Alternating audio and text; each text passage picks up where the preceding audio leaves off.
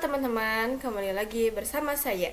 Di pembahasan kali ini, saya akan membahas tentang modul Mikrotik MTSNA Preparation Bab 3, yaitu Networking Models. Saya memiliki 4 pembahasan untuk saya bahas. Yang pertama yaitu konsep networking model, yang kedua yaitu TCP/IP, yang ketiga encapsulation dan decapsulation, name of TCP/IP message, dan yang terakhir yaitu OSI layers model. Langsung saja ke konsep networking models. Networking models merupakan suatu aturan yang mendefinisikan bagaimana kumpulan perangkat komputasi bisa saling terhubung dan komunikasi satu sama lain. Agar terhubungnya komunikasi satu sama lain, maka dibutuhkan aturan yang bisa mendefinisikan bagaimana kumpulan komputer agar bisa terhubung satu sama lain. Nah, alat komputasi nggak cuma komputer sama server ya teman-teman, banyak juga dari vendor yang lainnya. Nah, maka dari itu, agar bisa terhubung satu sama lain, maka dibutuhkan aturan, yaitu yang aturan itu dinamakan networking model. Nah, sebelum ditemukannya networking model, setiap vendor pasti memiliki networkingnya sendiri. Contohnya, pada tahun 1974, IBM membuat networking yang bernama SNA atau System Networking Architecture. Maka, ketika setiap vendor memiliki model networkingnya sendiri, timbullah masalah yaitu sulit menghubungkan jaringan.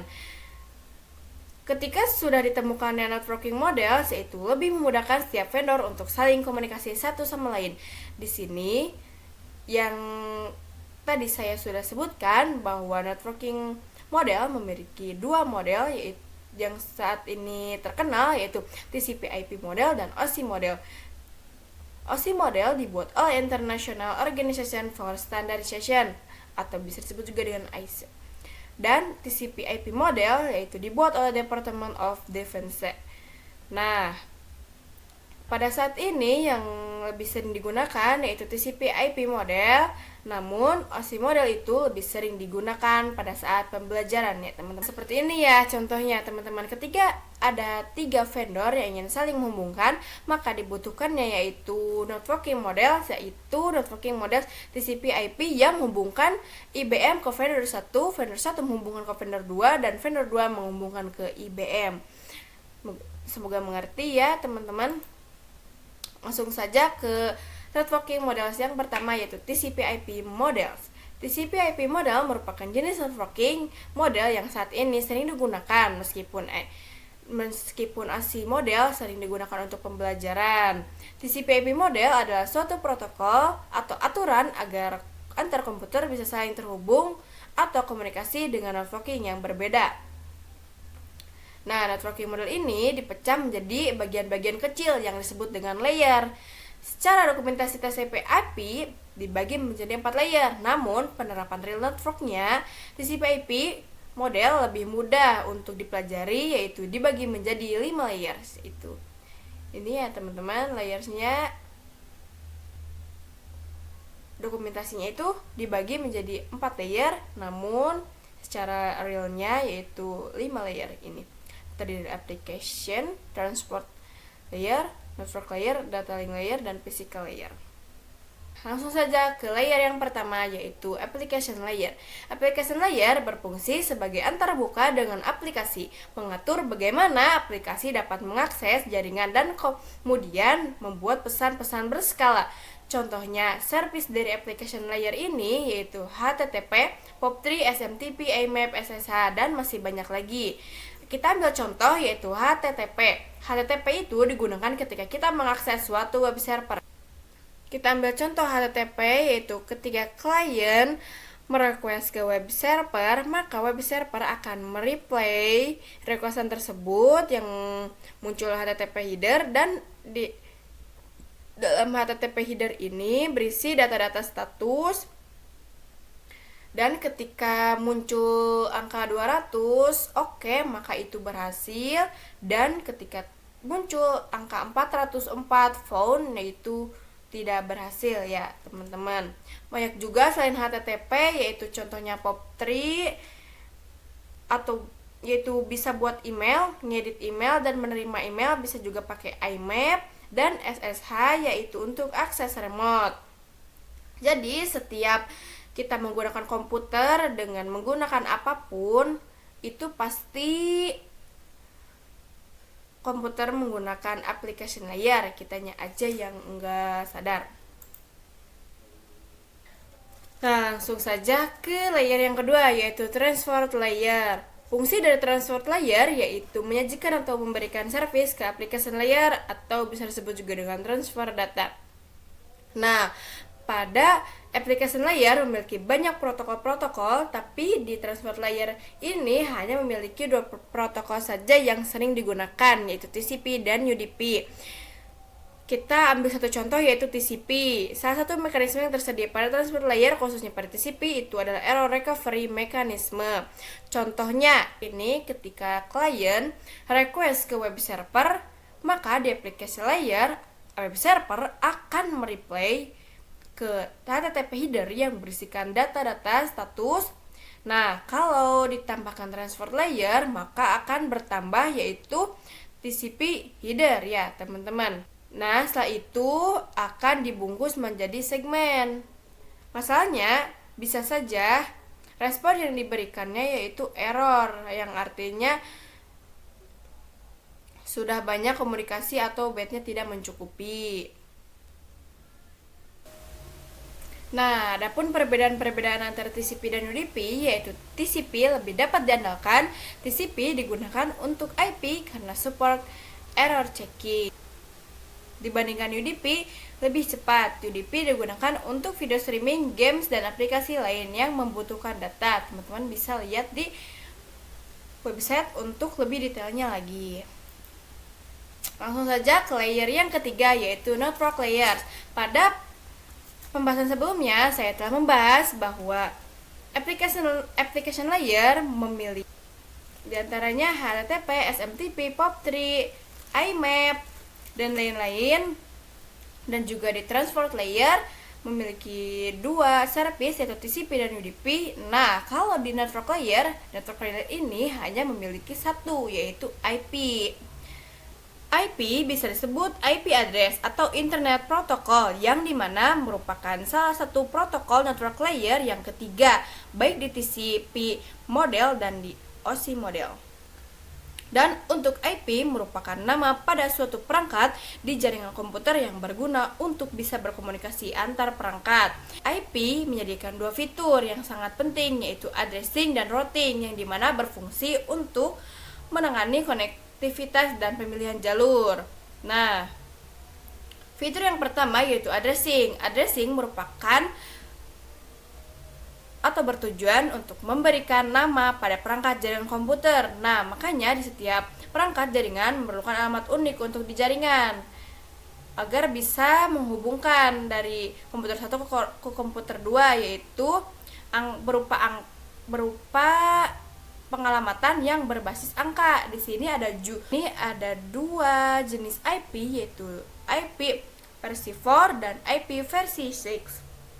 Untuk IP versi 4 terdiri dari 4 oktet atau blok, terdiri dari 8 bit, dan jika dijumlahkan pengalamannya 32 bit. Untuk IP versi 6 terdiri dari 8 oktet, setiap blok ada 16 bit. Dan ketika dijumlahkan yaitu 128 bit. Fitur yang kedua yaitu routing. Routing identik dengan istilah router. Jadi komputasi router itu berfungsi untuk menghubungkan dua perangkat server yang berbeda network. Kalau mengoneksikan yang sama networknya yaitu switch. Jadi router itu memiliki cara kerja yang disebut routing. Routing salah satu fitur yang disediakan pada IP di bagian network layer yang bekerja layaknya kantor pos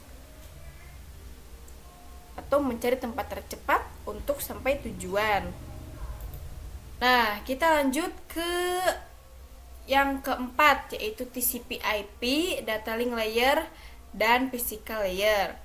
Data link layer mendefinisikan protokol yang dibutuhkan pada physical layer. Sebelumnya kita belum tahu apa itu physical layer.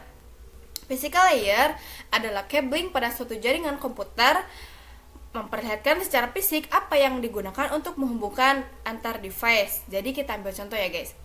Nah, apabila ada dua perangkat yang ingin dihubungkan atau terkoneksi, kita membutuhkan perantara untuk menghubungkannya. Nah, untuk menghubungkannya, kita memiliki dua perantara, yaitu wire rod dan wireless. Untuk wire rod yaitu menggunakan kabel, contohnya kabel UTP, teman-teman bisa cari sendiri. Dan untuk wireless yaitu nirkabel atau tanpa kabel, yaitu menggunakan gelombang elektromagnetik untuk menghubungkannya. Nah, salah satu fitur pada data link layer ialah FCS, yaitu Frame Check Sequence, yaitu Error Detection Mechanism, hanya mendeteksi error tanpa recovery.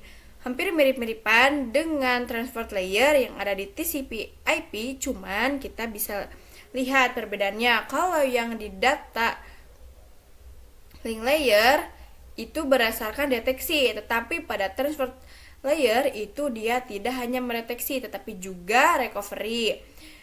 Jadi dapat kita simpulkan bahwa kalau recovery itu dikirim ulang. Jadi secara sederhana, apabila ada error data link layer akan kerjasama dengan transport layer dengan mendeteksi dan recovery. Lanjut ke layer yang kelima, yaitu encapsulation dan decapsulation, yaitu bagaimana data melewati setiap layernya. Untuk pengertian encapsulation sendiri, yaitu membungkus data dengan header pada data setiap layernya. Di sini ada contoh, yaitu ketika pertama kali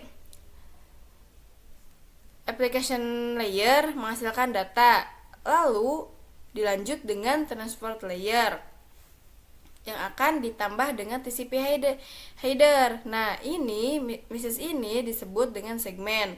Lanjut ke network layer yang terusnya ditambah dengan IP, ini message ini disebut dengan IP pocket.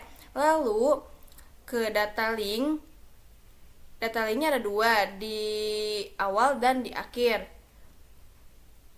Nah, ini data link header dan ini data link trailer.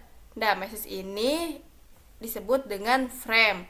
Lalu kalau kita ingin meneruskannya ke physical layer, maka udah jadi bit ya, kayak 0101. Nah, ketika sudah menjadi bit seperti ini di physical layer, kita lanjut ke data link recover, yaitu proses decapsulation, yaitu perubahan agar menjadi data kembali. Nah, kita pindahkan menjadi seperti biasa lagi, seperti ini. Kita coret data link di awal dan di akhir, lalu naik ke proses network layer, kita coret IP-nya atau hilangkan, lalu ke transport layer kita hilangkan juga TCP-nya dan kembali lagi menjadi data.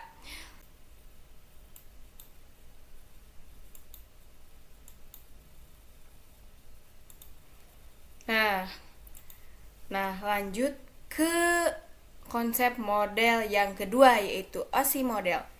Nah, untuk saat ini, model yang sering digunakan hanyalah TCP/IP, karena dari sisi perkembangan protokol atau modelnya, TCP/IP lebih dominan dibanding OSI layer. Namun, OSI layer bisa dipelajari karena sangat mudah difahami. Sebelum networking model ada, setiap vendor membuat networking modelnya masing-masing. Karena setiap vendor memiliki networkingnya masing-masing yang berbeda-beda, maka komunikasi antar vendor sulit dilakukan. Jadi, untuk membangun usaha suatu jaringan itu sangat besar ya. Nah, banyaknya vendor-vendor tadi mengupayakan agar tetap bisa berkomunikasi satu dengan yang lainnya. Maka dibuatlah sebuah model atau spesifikasi minimum oleh ISO, singkatan dari Open System for Standardization, pada tahun 1984, yaitu dengan nama OSI, atau singkatan dari Open System Interconnection, atau bisa juga disebut dengan OSI 7 layer model. Nah, lanjut ke layer-layer yang ada di OSI. Nah, di OSI ini hanya memiliki 7 layer atau lebih banyak ya dari yang TCP/IP model. Nah, di antaranya application layer, presentation layer, session layer, transfer layer, network layer, data link layer, dan terakhir physical layer. Nah, yang membedakannya yaitu di application layer yang dibagi atau dipecah lagi menjadi 3, yaitu application, presentation, dan session. Untuk bagian nama-namanya tersendiri pada TCP/IP yaitu transport layer yang disebut segmen, network layer disebut IP packet, data link disebut frame, dan physical disebut bit. Nah, tapi di OSI model layer ini nama-namanya PDU itu sampai bawah ya. Untuk urutannya dari bawah ke atas, yaitu dari 2, 3, 4, 5, 6, 7 ya teman-teman. Dan yang terakhir itu bit. Nah, lower layer berkaitan dengan user interface, data formatting, dan communication session, yaitu dari 1 sampai 4 ya. Untuk upper layer yaitu berkaitan dengan bagaimana data itu mengalir dari layer 5 sampai 7 ya teman-teman. Dan apabila teman-teman kurang paham, teman-teman bisa cari sendiri di website-website tertentu ya teman-teman. Nah, mungkin cukup sekian presentasi dari saya. Wassalamualaikum warahmatullahi wabarakatuh. Dadah.